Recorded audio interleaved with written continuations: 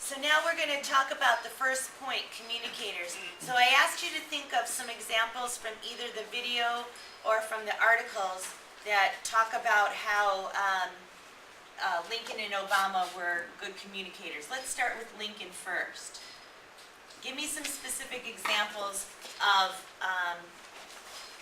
him being a good communicator. Understand the public mood. Okay, before let's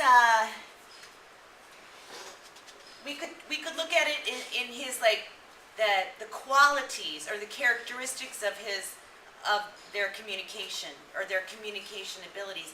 But let's talk specific things that we can point to that demonstrate their good communication skills. So we'll talk about qualities in a second.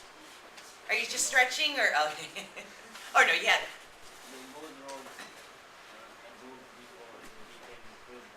Okay.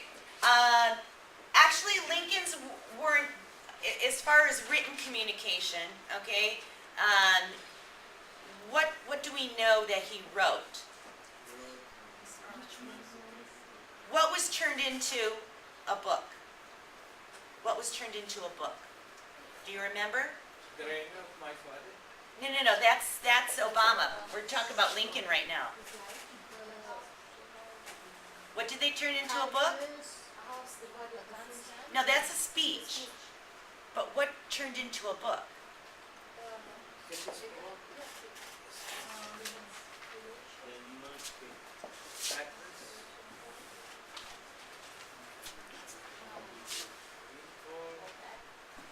The Lincoln-Douglas debates. Remember? Okay. So they put that in book form. Okay. So the Lincoln. Do you remember hearing and reading about how good the debates were? And it was just in Illinois for the Senate race, right?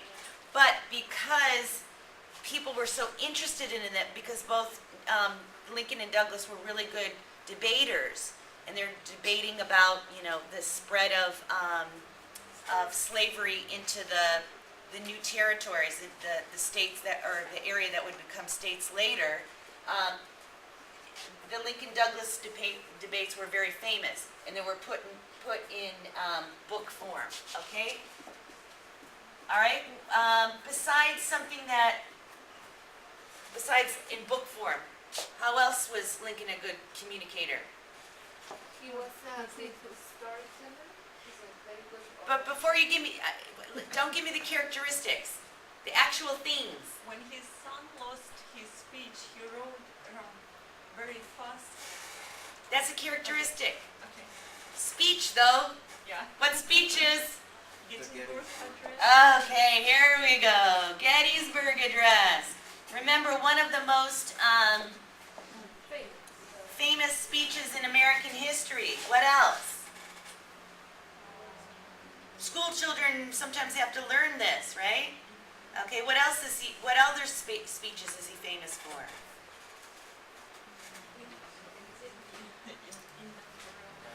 Yes, the first and second inaugural addresses, right? Showing his almost like poetic way of speaking, right? Very eloquent. That's what they both, talking again about characteristics, showing his, the way that he can move people, inspire people with his words, okay? The first and second inaugural addresses. And there's another speech that's very talked about as being very famous. What else? It's called the House Divided speech, okay? Remember, a house divided against itself cannot stand. So you might want to, you have the text for, you have the text for the Gettysburg and the second inaugural, but you can also find the House Divided speech on your own. The Cooper Union speech.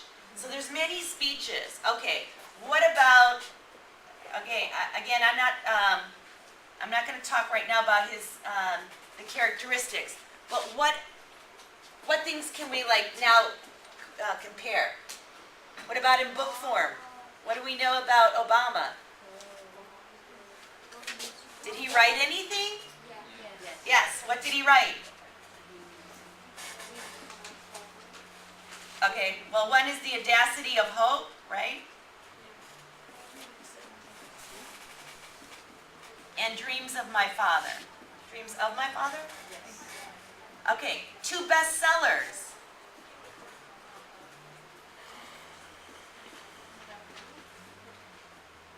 Okay? What do we know about his speeches? Okay, so now again, we're going to do point-by-point comparison. So what do we know about his speeches? What speeches are famous of his? What do people call as being his most famous speech? Does anyone? And I'm going to put this on, you can find it on YouTube, but I'll put a clip of it on the module.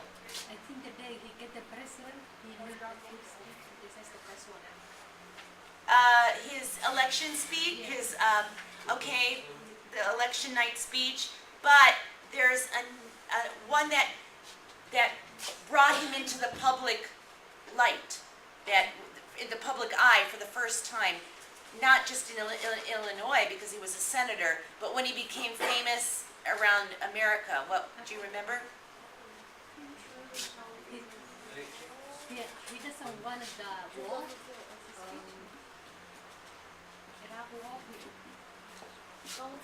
The 2004 the Democratic National Convention speech.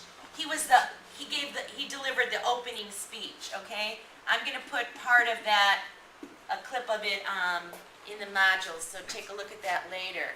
Okay, so we know that they're both good communicators in written form and in spoken form. So again, what were the qualities that we had mentioned that they're good at, or that they have?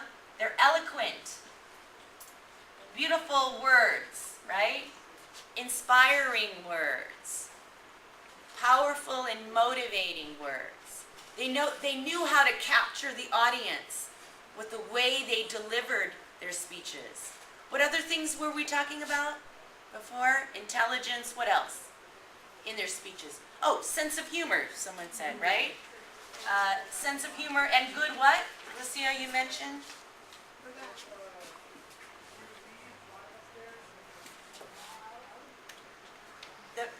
Somebody said Lincoln, and it's the same of Obama. They're good storytellers, okay? All right, so these are some of the qualities that you might want to talk about. Okay.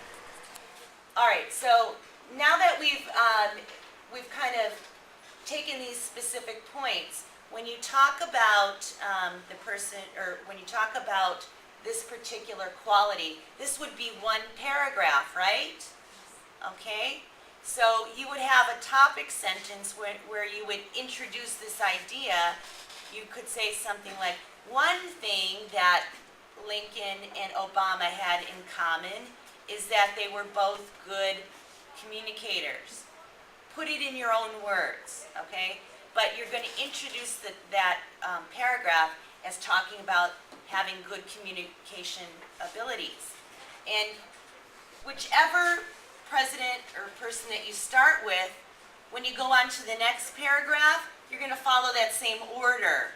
So if in this paragraph you start with Lincoln and then you do Obama, in the second paragraph, don't go Obama and then Lincoln. That doesn't make sense. But again, now we have nice, specific things that we can point to, right? Okay? So, books or written form, specific speeches, their characteristics. Please, in every paragraph, I want to see one quote. One quote, so that you're going to show me how to do, you're going to put the in-text citation. You're going to quote either from the one of the articles, or you're going to quote from the video that we just watched.